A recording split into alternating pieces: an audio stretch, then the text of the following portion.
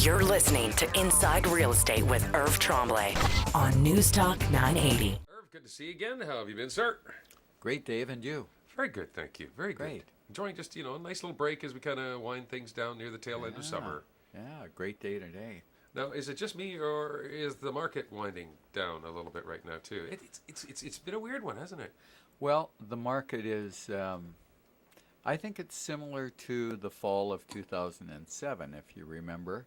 We're seeing listings climbing. We're now over 1,000 listings. When listings climb and you have more competition as a seller, typically that erodes the price, and sellers have to be on their toes, and agents how to price. So over 1,000 listings, sales for the month, I would say I'd have to put them as pathetic. Wow. 219 sales. In August, that's pretty not the poor. number you're looking for. No. And I think there's around 80 or 90 under contract, and not all of those will close. And there's about 85 or 86 failures in the market, which is too bad. So the market is slipping. Yeah, interesting when you look. I remember at the peak we had somewhere around 1,300 to 1,500 listings when things were really had slowed right down, and when things were ripping, even earlier this year when you had a pretty robust market, there was only perhaps about 600 listings on the market at one point. And sometimes I think we might have been down to 4. Yeah. So I think that if you're a seller, you really have to be priced correctly, or you're not going to get a sale. Now, price is always important. You've talked, of course, about pricing. Sure. It's like location. Right. Except you can't change location. No. So, but now it's almost like a seller's beware scenario from time to time, too, isn't it? Sure. It is. Here's what happens in the marketplace. I think I went out on a very interesting appointment, and the people had called me. They had an agent out. They had phoned the company, and when sellers phone a company, they think they're going to phone into the company, and the company's going to talk to them and evaluate their needs, and maybe the manager's going to do that, or they have somebody directing them to an agent based on their needs. It's not quite like that, though. Not so much. No. And so client phones into a company and says, I want to sell my house. Could you direct me to an agent? So that person thinks they're in very good hands at that point. So this is really what happens in most companies in North America, not just here. Companies have a thing called duty agents, for lack of a better word. I've heard of this. Is this floor duty or duty agents? Is that what they call duty agents, agent on duty, that kind of thing.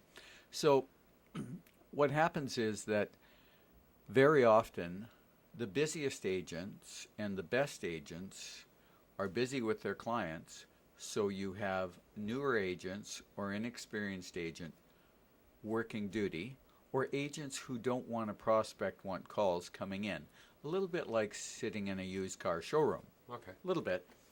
So those calls typically are buyer calls. Sometimes they're seller calls, but they're difficult calls. And so we end up with the most inexperienced people taking duty calls, and most of the time they haven't been trained to take duty calls, don't have direction, and really nobody's overseeing them in most companies in North America. So this seller phones in, gets an agent, the agent comes out. The agent goes through their presentation, and they are going to sell the property by having a realtor's open house and public open houses. Okay, now we've covered those off before. Right. Those don't work. They went through their presentation, and this was the major part of their marketing plan. When we came to price, I was called out later because they were uncomfortable with pricing and the presentation. Nowhere was their track record given to the seller, and they were just a little nervous. So they called around to some of their friends, and they were referred to me. So this person had been out and did their presentation. They wanted to see how I was going to sell their house, and of course price is important. I did a market evaluation on the home, and I said, listen, I'm not here to tell you a price.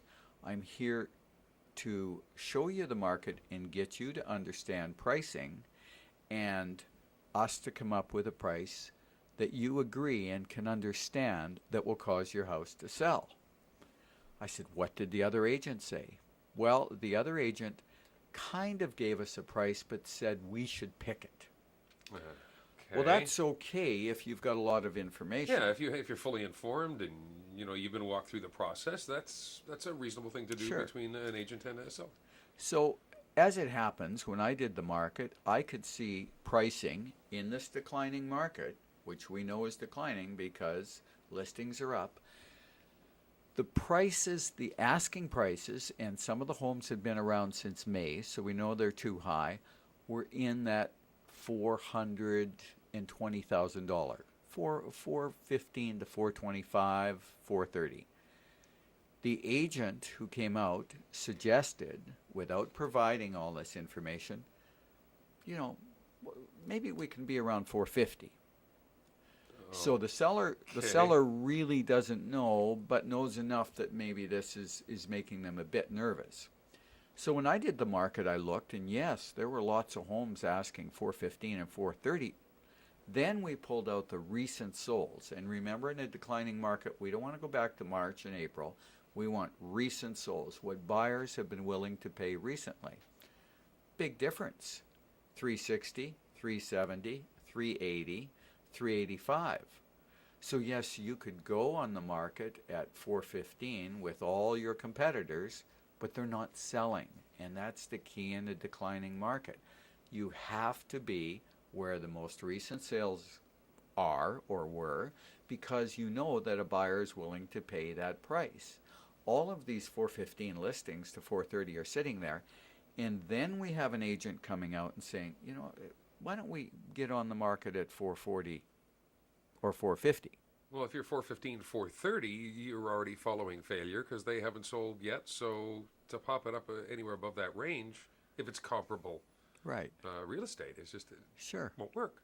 And so what the sad thing is that people call into a company and they think that they are going to get a very good agent, duty agent, and so often they're the least trained in the company. And it's sad for the agent, it's sad for the company, and it's very poor for the client, because that can cost the client a sale, and it can also cost them getting a lower price on their house if their house is on the market in January and it's been on since August or September.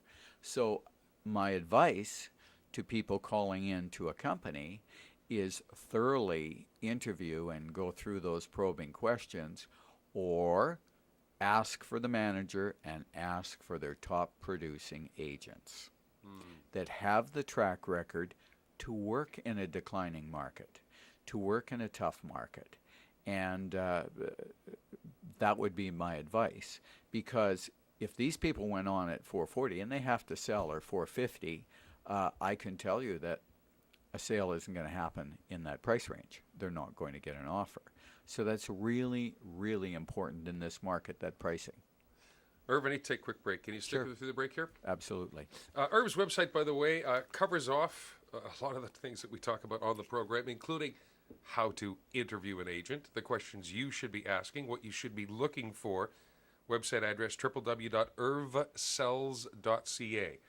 That's irvsells.ca. Or you can give Irv a call, 790-3753, 790-3753. You're listening to Inside Real Estate with Irv Tremblay from Century 21.